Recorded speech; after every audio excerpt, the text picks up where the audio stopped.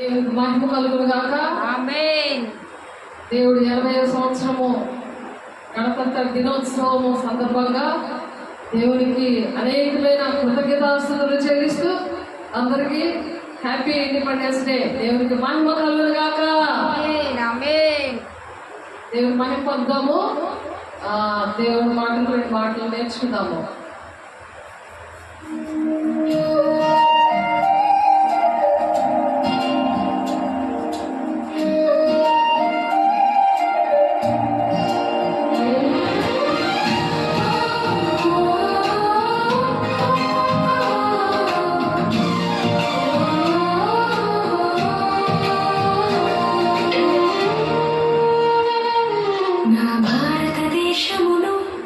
దర్శించు యేసయ్యా, నా దేశ ప్రజలను దీవించు నీ కృపతో. నా దీర్ఘశాంతుడా, నీ దక్షిణ హస్తముతో నా దీన దేశము ఆదుకో యేసయ్యా. నా దీర్ఘశాంతుడా, నీ దక్షిణ హస్తముతో నా దీన దేశమును ఆదుకో యేసయ్యా.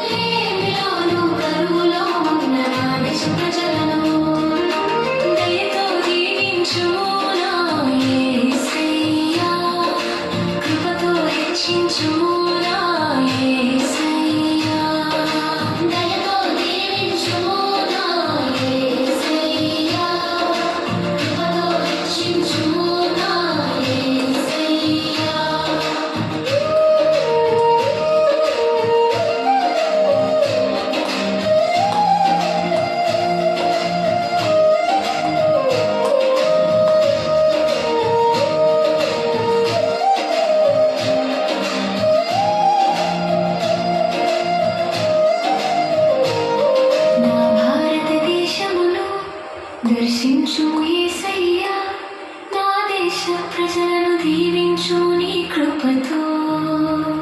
నా దీర్ఘశాంతుడా, నీ దక్షిణ హస్తముతో నా దీన దేశమును ఆదుకో యేసయ్యా.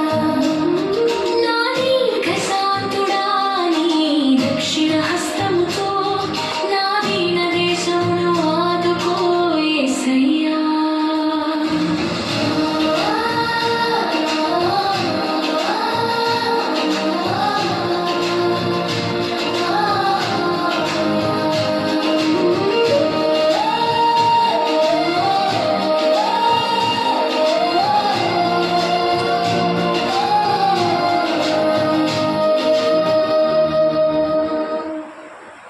దేవునికి మహిమ కలుగును గాక.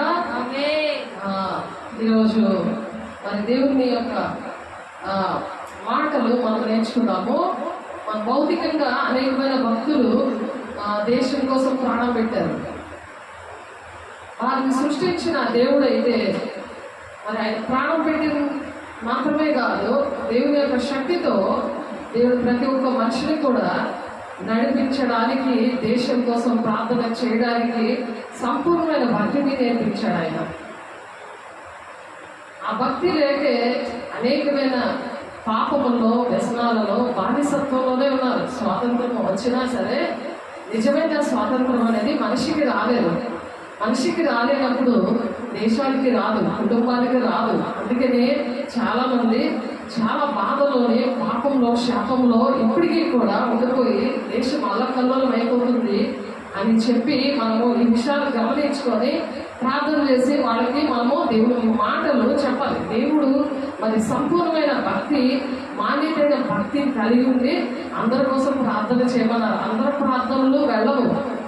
నీతిమంతుల ప్రార్థన బహుబలమైనది అంటున్నాడు. ఆ నీతిమంతులుగా ఎలా తీర్చిదిద్దబడతారంటే యేసయ్య రక్తం ద్వారానే విడుదల వస్తుంది.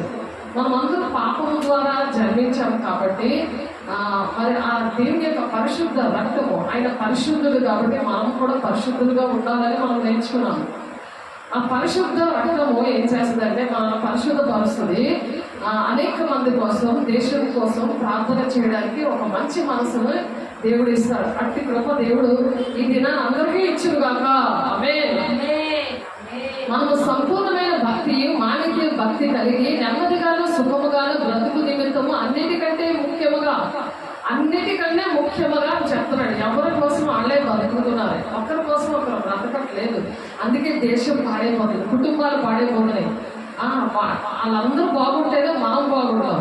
మనము బాగుండాలి అంటే దేవుని దృష్టికి ఇష్టమైనది, అనుకూలమైనది ఏంటంటే మనుషులందరి కోసం కూడా ప్రార్థన చేయమంటున్నారు. రాజుల కోసం అంటే అధికారుల కోసము, అందరి కోసం కూడా విజ్ఞాపన, ప్రార్థనలు, యాచనలు, కృతాస్తుతులు మరి చెల్లించాలని హెచ్చరిక చేస్తున్నాడు పౌలు గారు.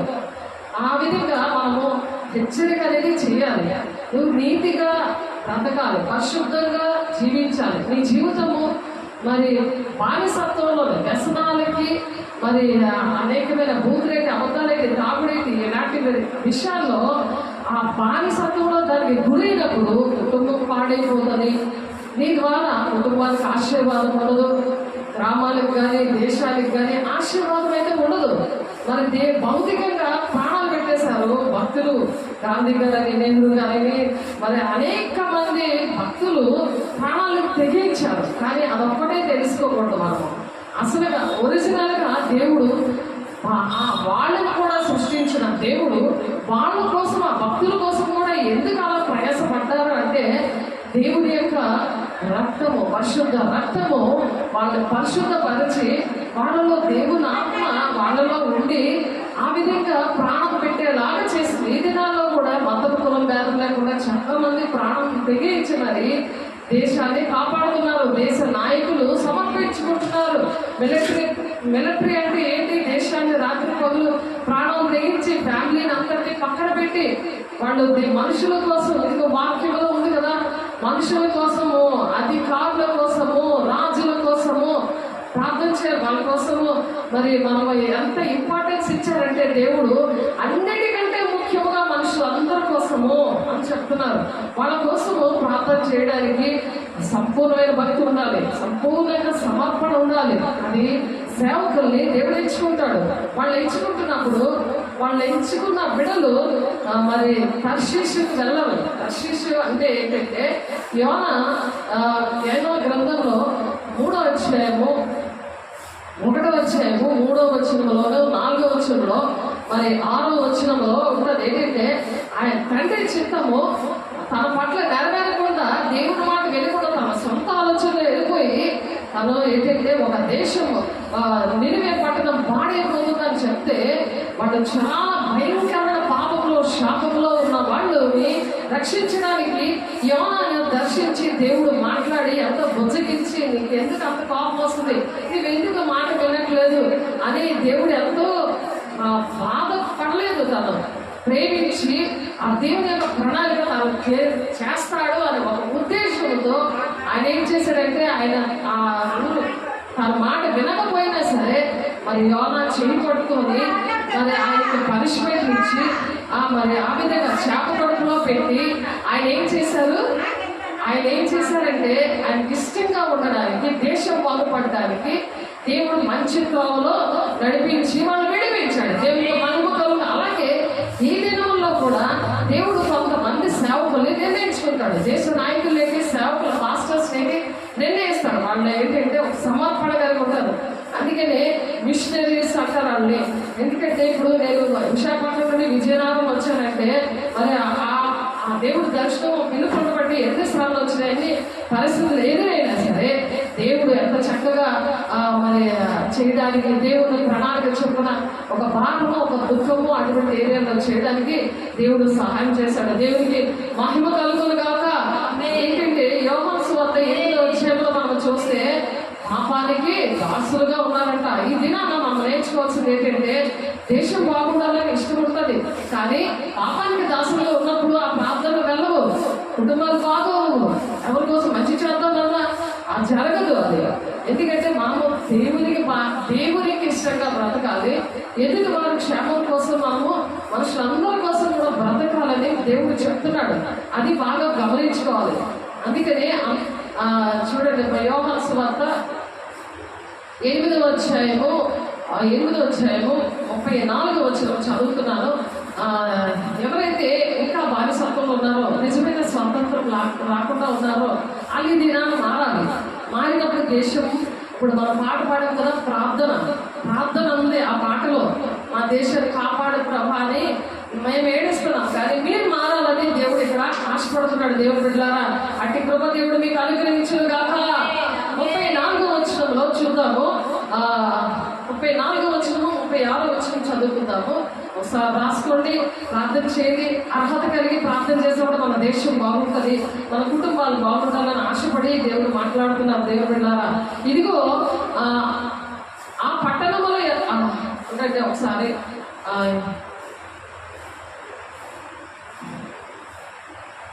రాసుకోండి అందరూ. యోహాను సువార్త 8వ అధ్యాయము 34వ వచనం. అందుకే యేసయ్య డైరెక్ట్ గా చెప్తున్న విషయం ఇది. జాగ్రత్తగా హృదయాల్లో చదువు రాగల హృదయంలో ఒక ముద్ర వేసుకోవాలి. అది అందరికీ ఎక్కడికి వెళ్ళినా సరే ఆ విషయాలు చెప్పగలిగి ఉండాలి. ఈ దినాలు కనీసం ఈ దినమైనా ఒక భారము కలగాలి ఆ దేశం కోసమని. అందుకే యేసు పాపము చేయి ప్రతివాడును పాపమునకు దాసుడు. అంటే ఏదో సరదాగా సిగరెట్ మొదలెడతారు, తాగడం మొదలెడతారు, కానీ సరదా కుటుంబం దానికి బానిస అయిపోతారు. కుటుంబాలని, సంఘాలని, దేశాన్ని పాడు చేసేవారుగా ఉంటున్నారు. అలా ఉంటున్న వాళ్ళతో దేవుడు మాట్లాడుతున్నారు. ఏంటంటే అందుకు యేసు పాపము చేయి ప్రతివాడును పాపమునకు దాసుడని మీతో నిత్యముగా నేను చెప్తున్నాను. పాపానికి దాసుడు ఎల్లప్పుడూ నీ ఇంటిలో నివాసం చేయడు, కుమారుడు ఎల్లప్పుడూ నివాసం చేయడు. కుమారుడు మిమ్మల్ని స్వతంత్రులుగా చేసిన మీరు నిజముగా స్వతంత్రులైందురు. నిజముగా మనం స్వతంత్రం. దేవుడు ఏంటంటే ఫ్రీగా మనకి చిన్నపిల్లలు చూడండి, కాలేజీకి వెళ్ళిన పిల్లలు చూడండి, భార్య మీద భర్త మీద ఫ్రీగా మనం వదిలేస్తామా? అది బంద్ చేసి నువ్వు ఇలా చేయకూడదు, అలా చేయకూడదు అని ఎప్పుడైనా మనం అలాగ కంట్రోల్లో పెడతామా? అలాగే దేవుడు కూడా కంట్రోల్లో పెట్టలేదు, మనల్ని పెట్టలేదు. స్వతంత్రం ఇచ్చాడు, భౌతికంగా స్వతంత్రం ఇచ్చాడు, ఆత్మీయంగా కూడా స్వతంత్రం ఇచ్చాడు. నిజంగా దేవుడి పిల్లలు ఎలా ఉంటారంటే ఎవరో చూస్తున్నారో ఒకలాగా, చూడకపోతే ఒకలాగా, వెనకాల ఒక మాట, ముందు ఒక మాట, అలాంటి మాట్లాడు. దేవుని పిల్లల లక్షణాలు ఆడు దేవుని రాజ్యానికి వెళ్తారు. ఇక్కడ మనం ఏంటంటే తలదించుకొని ఉంటాం. గొర్రె పిల్ల ఎలా ఉంటుందంటే దేవుడు గొర్రె పిల్లగా ఆయన తలదించుకొని అందరి పాపములు భరించాడు కదా, అలాగే మనము భరిస్తాం. ఈ లోకంలో ఉన్నప్పుడు అలా భరించినప్పుడు రెండింతల ఆశీర్వాదం, అలాగే జీవకిరీటం ఇస్తాడు. ఉన్నతమైన స్థలంలో యుగాలు కూడా దేవుని ప్రక్కన కూర్చోబెడతాడు. పెళ్లి యొక్క సంఘం, అది సంఘం అంటే దేవుని యొక్క సన్నిధి మనం అనుభవిస్తున్నాం కదా. సంఘానికి శిరస్సు దేవుడు. అలా ఉన్నాడని మనము ఆ దీన మనసు హృదయంలోనే దేవుడు నివసిస్తుంటాడని 57:15 ఉంది. కాబట్టి కుమారుడు మిమ్మల్ని స్వతంత్రులుగా చేసినాడని మీరు నిజముగా స్వతంత్రులైందరు. అలాగే మనము స్వతంత్రులుగా దేవుడు చేసినందుకు దేవునికి మహిమ కలుగును గాక. ఎన్నో కృతజ్ఞతాస్తుతులు చెల్లించాలి. అది దేవుడు ఇచ్చిన వరమే అని ఉంది. రక్షణ అనేది ఆయన కృపను బట్టి ఆయన దేవుడు ఇచ్చిన వరమే అని మన ఎఫెసీయులు 2:8 ఉంటుంది.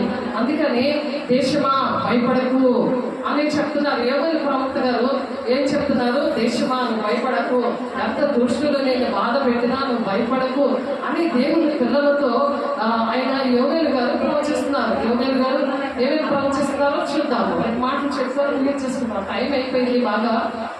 కాబట్టి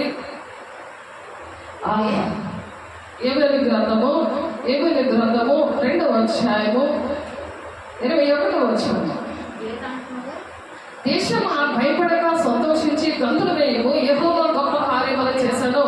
ఆమేన్. దేవునికి మహిమ కలుగును గాక. గొప్ప కార్యాలు దేవుడు చేశాడు. ఎందుకంటే దేవుని పిల్లల ద్వారా దేవుని పిల్లలకి చాలా గొప్ప కార్యాలు చేశాడు. అలాగే యోనా దేవుని మాట వినకపోయినా సరే మరి ఆ దేశానికి నినివే పట్టణానికి మరి అక్కడ ఉన్న ప్రజలకి ఎంతో మేలు చేశాడు. దేవుడు పిల్లలు ఎక్కడ ఉంటే అక్కడ మేలు జరుగుతారు. దేవుడు ఎడలారా పశువులారా భయపడుకుని గడ్డి పిల్లలు పచ్చిక మొలిచే చెట్లు ఫలించును, అంజూరపు చెట్లు ద్రాక్ష చెట్లు సమృద్ధిగా ఫలించును అని చెప్తారు. దేశమా భయపడకు అని మనం ప్రార్థన చేస్తే మనకి మన ద్వారా దేశానికి అంత దీవెనలు ఉంటాయి. దేవుని బిడ్డలారా, సీయోను జనులారా ఉత్సహించి మీ దేవుడే యెహోవా సంతోషించండి. ఈరోజు మనం సంతోషించే దినము కాబట్టి తన నీతిని బట్టి ఆయన తొలకర వర్షము మీకు అనుగ్రహించును. తొలకర వర్షం అంటే అలాంటి ఉద్దేశము, అలాంటి దేశం ప్రేమించే వారికి దేవుడి యొక్క ఆశీర్వాదం ఏంటంటే తొలకర వర్షము. ఇంకనూ దేవుని బిడ్డగా జీవించడానికి అనేక మందిని దేవుని మార్గంలో దేవుని రాజ్యానికి నడిపించే వారిని ఆకాశంలో జ్యోతుల్లాగా పెడతారంటున్నాడు, నక్షత్రాలుగా ప్రకాశిస్తారని ఉంది దానియేలు గ్రంథంలో. అందుకని వాన కురిపించి పూర్వమందు వలె తొలకర వర్షమును కడవ వర్షమును మీకు అనుగ్రహిస్తానంటున్నాడు. అట్టి కృప దేవుడు మనందరికీ అనుగ్రహించును గాక. కొత్త ధాన్యములతో నిండును, క్రొత్త ద్రాక్షారసము, క్రొత్త తైలము, గానుగలకు పైగా పొర్లి ప్రారంభమవుతాయి. ఎవరికైతే అటువంటి ఉద్దేశం ఉంటుందో ఎదుటి వారి కోసము కీడు చేయకుండా మేలు చేస్తూ అందరికీ ఇష్టంగా బ్రతుకుతారో వాళ్ళ కుటుంబాలేంటి, వాళ్ళ గ్రామాలేంటి, వాళ్ళ దేశాలేంటి అంతా కూడా సుఖ సంతోషంగా ఉండాలి. దేవుడు కూడా ఎంతో ఆశీర్వదిస్తాడు. ప్రజలు కూడా చాలా మంది ఇష్టపడతారు. దేవుడు బిడ్డలారా, మీరు కడుపారా తిని తృప్తి పొంది మీ కొరకు వింత కార్యంలో జరిగించిన మీ దేవుడైన యెహోవా నామమును స్తుతించినట్లు నేను పంపిన మిడతలు, గొంగళ పురుగులు, పసర పురుగులు, చీడ పురుగులు అను నా మహా సైన్యము తిరిగేసిన సంవత్సరంలో పంటను మీకు మరలా ఇస్తానంటున్నాడు. ఎప్పుడైతే సరి చేసుకుంటారో వెంటనే దేవుడు అవన్నీ కూడా ఏవైతే కోల్పోయారో అవన్నీ నేను మరలా ఇస్తానంటున్నాడు. ఎవరైతే ఈరోజు మారు మనసు పొందుకోలేదు, దేవుడు నేను తప్పు చేశానయ్యా, నన్ను క్షమించయ్యా, నా కుటుంబాన్ని దీవించయ్యా, నా దేశాన్ని దీవించయ్యా అని ప్రార్థన చేసే స్థితికి వస్తారో వాళ్ళ కోసం నేను మరలా ఏది నష్టపోయావో అవన్నీ కూడా నేను ఇస్తాను అంటున్నాడు. ఎంత మంచిదేమో ఒకసారి ఆలోచించండి. నా జనులు ఇక ఎన్నడూ సిగ్గునందరు. దేవుని పిల్లలు ఎప్పుడు సిగ్గునందరు తెలుసుదా? అందుకని మనం దేవుడికి ఇష్టంగా జీవించి నిజమైన స్వాతంత్రము ఏంటో మనం గమనించగలగాలి. బానిసత్వంలో ఉన్నామా లేకపోతే నిజమైన స్వాతంత్రం మనకు వచ్చిందా? ఏదో అందరం జరుపుకుంటున్నారు కదా అలా ఉంటున్నామా? మనకి నిజమైన స్వాతంత్రం అనేది ఎంతో ఆశీర్వాదకరం. మన కుటుంబానికి, మన సంఘానికి, మన దేశానికి, ప్రతి ఒక్కరికి కూడా మనం దీవెనకరంగా ఉండాలి. మనం అందుకనే బ్రతకాలి. మరి చూడండి 3వ అధ్యాయం కొరింథీ పత్రికలో ఒక మాట గురించి చూడండి. నిజమైన స్వాతంత్రం కోసం మనం చెప్పుకుంటున్నాము. అంటే అబద్ధమైన స్వాతంత్రం ఏంటి? బానిసత్వం. ఏ బానిసత్వంలో ఉన్నాం? బానిసత్వంగా ఉంటే మరి దేవుడు విడిపించడానికే కదా ఆయన ప్రాణం పెట్టారు. నువ్వు ఇంకా బానిసగానే ఉండకూడదు కదా, ఆయన గాయాలు లేపినట్టుగా ఉండకూడదు కదా, దేవుడి పిల్లలు బాధ పెట్టినట్టుగా ఉండకూడదు కదా. ఎవడైనా దేవుని ఆలయంలో పాడు చేసిన కదా దేవుడు వాడిని పాడు చేయను. దేవుడు దేవమే దేవుని ఆలయమే ఉంది. అస్తకృత ఆలయంలో దేవుడు ఉండడు, కానీ ఆ దేవుని దేవుని ఆలయంలో ఉన్న దేవుని బిడ్డలు వచ్చినప్పుడు ఎంతో ఆశీర్వాదం. అది ఆశీర్వాదాన్ని శాపంగా చేసుకోకూడదు. అందుకని దేవుడు ఏమని చెప్తున్నారంటే ఎవడైనా దేవుని ఆలయంలో పాడు చేసినాడలా దేవుడు వాడిని పాడు చేయను. దేవుని ఆలయం పరిశుద్ధమై ఉన్నది, మీరు ఆలయమై ఉన్నారు. దేవుని ఆలయం పరిశుద్ధమైంది. మిమ్మల్ని మనుషులనే మీ ఆలయం దేవుని యొక్క ఆలయంగా నేను చేశాను. నేను ప్రాణం పెట్టాను, నా రక్తము ద్వారా నీకు పాపక్షాపం వచ్చింది. మన పాపంతో పుట్టాము. దేవుడు మనల్ని ఆయన ఆలయంగా చేశాడు. ఆయన రక్తం ద్వారా పరిశుద్ధపరిచాడు. మీరు ఆలయమై ఉన్నారు అని చెప్తారు. చెప్తున్నారంట. ఎవడనూ తాను మోసపరచుకోకూడదు, బానిసత్వంగా ఉండి మోసపరచకూడదు. తప్పు పనులు చేస్తూ మీరు ఎవరైనా ఈ లోకమందు తన జ్ఞానిని అనుకుని ఎడల జ్ఞాని అగునట్లు వెర్రివాడే కాలంలో వెర్రలాగా ఉండాలి. లోకంలో ఉన్నప్పుడు మనం అహంకారులుగా ఉన్నాం, మనకేమీ తెలియనట్టు మనమేం పట్టించాం, వెర్రలాగా వెళ్ళిపోతాం అంతే. ఆ దేవుడు యుద్ధం చేస్తాడు, దేవుడు వాళ్ళు పాడు చేస్తాడంటాడు. అందుకే మనం కలుగు చేసుకోకూడదు, దేవుడే కలుగు చేసుకుంటాడు. అందుకని ఈ లోక జ్ఞానము దేవుని దృష్టికి వెర్రితనమే. జ్ఞానులను వారి కుయుక్తిలో ఆయన పట్టుకొనను. వాళ్ళు వేసిన కుయుక్తులు ఉంటాయి కదా, దేవుని ఆలయం పాడు చేయడానికి, దేవుడు మనుషుల మీద నిందలు మారడానికి, అలాంటి దేవుడు ఏం చేస్తాడు? జ్ఞానులను వారి కుయుక్తిలో ఆయన పట్టుకుంటాడట. మరియు జ్ఞానుల యోచనలు వ్యర్థములని ప్రభువులకు తెలియను అని వ్రాయబడి ఉన్నది. వాళ్ళు ఏం చేసినారంటే వ్యర్థమే. కాబట్టి ఎవడో మనుషుల యందు అతిశయింపకూడదు. సమస్తమును మేబీ మనుషులు ఉన్నారు, నా పిల్లలున్నారు, అన్నున్నారు అని అతిశయించకూడదు. మాకు దేవుడు ఎంతో మందిని ఇచ్చారు. సిఐ గారు తెలుసు, మరి ఇక్కడ అనేక మంది గొప్ప ఎమ్మెల్యే గారు తెలుసు. ఇప్పుడు ఎమ్మెల్యే గారు ఇంట్లో మరి పాస్టర్స్ అందరికీ కూడా చక్కటి జెండా వందలు ఇవన్నీ కూడా ఉన్నాయి, అక్కడ గిఫ్ట్లు అవన్నీ ఉన్నాయి. కానీ సంఘం అనేది దేవుని యొక్క పెళ్లికి మాత్రం సంఘం అన్నమాట. సంఘము ఆయన అది బలపడినప్పుడే దేశము బాగుంటుంది. కాబట్టి మొదటి ప్రిఫరెన్స్ దేవుడు దీని సంఘానికి ఇచ్చారు. అందరూ అని అందుకని మాకు ఎవరో తెలుసని మనం ఆశ్రయించకూడదు. కాబట్టి ఎవరిలో మనుషుల మీద అతిశయింపకూడదు. సమస్తములో మీవే ఇవన్నీ కూడా. ఎందుకంటే ఈ ప్రజలు దేవుని పిల్లలు, వీళ్ళందరి విషయాల్లో దేవుడు బాధ్యత అనేది ఇచ్చారు. అందుకని దేవునికి ఇష్టంగా ఆ విధంగా బ్రతకాలని దేవుడు ఆశపడుతున్నారు. దేవుడి బిడ్డ మనము ఆ విధంగా ఉండాలని ఆశపడి ఈ మాటలు చెప్తున్నారు. మరి అలాగే యెషయా 60వ అధ్యాయము 21వ వచనంలో కూడా చూడండి ఒకసారి. మీరు రాసుకోండి, ఈరోజు ప్రార్థన చేయండి. మనము ప్రార్థన చేసాము నైట్ మరి 2 నుంచి 3:30 దగ్గర ప్రార్థన చేసినప్పుడు దేవుడు ఈ విషయాలు బయటపరిచారు. దేవుడు పెట్టారు, దేవుడు లేపినప్పుడు మరి విషయాలు కొన్ని బయలుపరిచే దానివల్ల ఈ మాటలు చెప్పడానికి దేవుడు కృప చూపించాడు. దేవుడికి మహిమ కలుగును గాక. 2 కొరింథీయులకు రాసిన పత్రిక 3వ అధ్యాయము తర్వాత యెషయా 60వ అధ్యాయము చూద్దాము. ఎప్పుడైతే బానిసత్వంగా ఉన్న వాళ్ళ హృదయాలు దేవుని వైపు తిరుగుతాయో వాళ్ళ ముసుగు తీయబడతారు. ఒక ముసుగులో బతుకనమాట. నేనే గొప్ప అన్నట్టు, నేనే అన్ని అనుకున్నట్టు అహంకారంగా ఉండి బానిసత్వంలో ఉండి కూడా వాళ్ళే నాశనం తెచ్చుకుంటూ ఉంటుంటారు. అలాంటి వారి కోసము వారి హృదయం ప్రభు వైపున తిరిగి ఎటువంటి మారుమాసు లేకుండా ఉన్నవాళ్ళు, స్వాతంత్రం లేకుండా బానిసత్వంలో ఇంకనూ దేవుడు మరి భౌతికంగా ఆత్మీయంగా మరి మంచి దేవుడు మనకి స్వాతంత్రం ఇచ్చినప్పుడు ఒక ప్రభువు బ్రతుకుతున్న వారి కోసము దేవుడు మాట్లాడుతున్నారు ఏంటంటే వారి హృదయాలట ప్రభు వైపుకి ఎప్పుడు తిరుగుతాయో అప్పుడు ముసుగు తీయబడను. ముసుగులో బ్రతకాలన్నమాట. అంటే నేనే గొప్ప అని, నేను ఏమైనా చేయగలను అహంకారం. దీన మనసు ఉండదు. దీన మనసులో ఉన్నవాళ్ళు దేవుడు నివసిస్తాడు. వాళ్ళ దేహము దేవుని ఆలయం ఉంటుంది.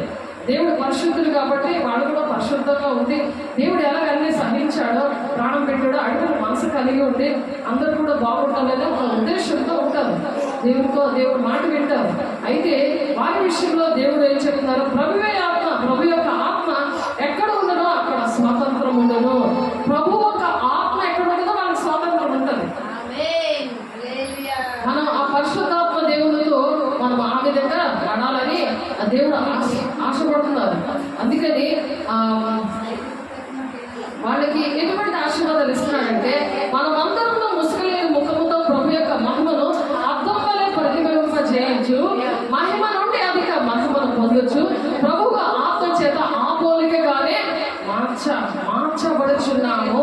దేవుని యొక్క మరి పోలికతో, దేవుని యొక్క మరి ఆ గుణాలతో, మహిమ నుండి అధిక మహిమతో, ఆ సంపూర్ణమైన భక్తితో ఉన్న వాళ్ళకి మనుషులందరినీ ప్రేమించి ప్రధానంగా దేవుడు చెప్పిన మాట అది. మనుషులందరూ ప్రాముఖ్యంగా చెప్పిన మాట ఏంటంటే మనుషులందరి కోసం మీరు ప్రార్థన చేయండి. అనేక మంది ఇంకా బానిసత్వంలో ఉన్నారు కదా. దేవుడు ప్రాణం పెట్టినా సరే ఆయన బాహాటంగా అనుక్షణము ఆయన గాయాలు రేపు వారి కోసము మనకి ఇచ్చిన గిఫ్ట్ ఏంటంటే ఎవరైతే మనుషులందరి కోసం ప్రార్థన చేస్తారో, దేశం కోసం ప్రార్థన చేసి ఆ భారం కలిగి ఉంటారో వాళ్ళకి మహిమ నుండి అధిక మహిమ ఇస్తాడట. దేవుడికి మహిమ కలుగును కాక. ఆ పోలికగానే మనం మార్చబడ్డాం అన్నమాట. దేవుడి యొక్క పోలికతో క్రీస్తు కలిగిన సంపూర్ణత గలవాల మగు వరకు అన్ని విషయాల్లో ఎదిగేలాగా మరి దేశమా భయపడకు అని చెప్పడానికి, దేశం కోసం ప్రార్థన చేసే అర్హతని మరి ఏబిఎల్ గారు కూడా ఇందాక చదువుతున్నాం కదా, 2వ అధ్యాయము 21 నుంచి 29 వచనాలు మీరు చదవండి. అలాగే ప్రార్థన చేయండి. అలాగే 2వ దినవృత్తాంతాల గ్రంథంలో 7 గ్రంథాలలో కూడా నా పేరు పెట్టబడిన రాజ్యాలు తమ్మును తాము అలా తగ్గించుకుంటారన్న. తమ్మును తాము తగ్గించుకొని ప్రార్థన చేసి నన్ను వెతికి తమ చెడు మార్గంలో విడిచిన కదా దేవుడి పిల్లలు నా దాసత్వంలో ఉన్నవాళ్ళు అహంకారంతో మానేశారు. బానిసత్వం దేనికైతే బానిస అయిపోయారో దాని నుండి విడుదల పొందుకొని దేవుని దగ్గర ఏం చేయాలి? ఆ దేవుడు వెతకాలి, చెడు మార్గంలో విడిచిపెట్టాలి. అప్పుడు ఆకాశం నుండి వారి ప్రార్థన నేను వింటాను. పాపం ఉంటే ప్రార్థన వెళ్ళదు. అనేక మంది భక్తులు ప్రార్థన ఉంది, పాపములు కూడా చేయి పెట్టిన వాళ్ళు ఉన్నారు. ప్రార్థనలు వెళ్ళవు, ఉంటేనే ప్రార్థనలు వేస్తారు. అవన్నీ ఆశీర్వాదకరంగా ఉండవు. ఎందుకంటే మన వాక్యము అనే దేవుడు ఏం చెప్తారో అది విని ప్రార్థన చేసినప్పుడు 5వ అధ్యాయంలో ఉంది నీతిమంతుల ప్రార్థన బహుబలమైందని, 2 పేతురు 3వ అధ్యాయంలో ఉంది నీతిమంతుల ప్రార్థన వైపే నేను వింటున్నానని, యెషయా 15వ వచనంలో మీరు పిల్లలు చూస్తే నేను మీరు బహుగా ప్రార్థన చేసి నేను వినను, నా చేతులు నేను నా ముఖాన్ని కప్పుకుంటున్నాను, నేను వినను మీరు ఎంత ప్రార్థన చేసినా అంటున్నాడు. ఎందుకంటే మీ చేతులు రక్తంతో అంటే పాపంతో నిండి ఉన్నాయి, ఎందుకంటే మీ పాట వినను అని. 59:1-2 వచనాలు అయితే మీకును నాకును దోషమనే గోడ అడ్డముగా వచ్చింది, అందుకే నేను ఆలకెప్పుకున్నాను అంటున్నాడు. ఆ గోడనే పాపం రోజు రోజుకి ఎంత పెద్ద గోడ అయిపోతే దేవుడు నీ మాటలు వినడు. పేరుకే దేవుడా అంటావు కానీ దేవుడు ఎవరో గురువు అందుకో మళ్ళా లోక స్నేహము దేవుడితో వైరమని ఉంది. వాళ్ళకి వ్యభిచారాలని పేరు పెట్టాడు. దేవుడే శత్రువు అయిపోతాడంట వాళ్ళకి. ఆలోచించండి, లోకానుసారంగా జీవిస్తే మన పరలోక సంబంధము పరిశుద్ధుడైన అలా మనం పరలోకంలో ఉంటూ పరలోక సంబంధమైన ఆ దేవుని ఆలయంగా మన శరీరాన్ని కాపాడుకుంటూ మనం ఏంటంటే దేవుని రాజ్యానికి సిద్ధపడి ఉండాలి. అవి దినాలు, ఈ దినాలు ఆ దినాలు. అందుకని ఆ పరిశుద్ధుడుగానే ఉండడము, అపవిత్రుడుగానే ఉండలేము. వారి క్రియలు చెప్పడం నేను జీతాన్ని సిద్ధపరచుంచాను. ఆ జీతం ఏంటి? స్వర్గము నరకము. అది ఎక్కడుందో అని అనుకుంటారు. తాతాడు అలా పోచేస్తారు, అప్పుడు చూద్దాంలే అంటాడు. కానీ అక్కడ కాలుతున్నప్పుడు ఈ మాటలన్నీ గుర్తొస్తాయి. అప్పుడు ఇంకేమి దిక్కు మొక్కు ఏమి ఉండదు. ఇంకా దేవుడు అన్నా సరే అక్కడ దేవుడు లేదు నీ క్రియలు చెప్పదా నువ్వు ప్రతిఫలం పొందు అని ప్రతి విషయం కూడా అలాగా అక్కడ సీన్ చూపిస్తాడు. అక్కడ అలాగా నువ్వు చేసిన కార్యాలు, అంటున్న మాటలు, నువ్వు బాధపెట్టిన విషయాలు, నువ్వు దేవుడికి విరుద్ధంగా చేసిన పనులు అవన్నీ కూడా నీకు అలా కళ్ళకు కట్టినట్టు ఆ సీన్ అంతా చూపిస్తాడు దేవుడి బిడ్డ. అందుకే ఈ రోజే రక్షణ దినము, ఇదే అనుకూల సమయము.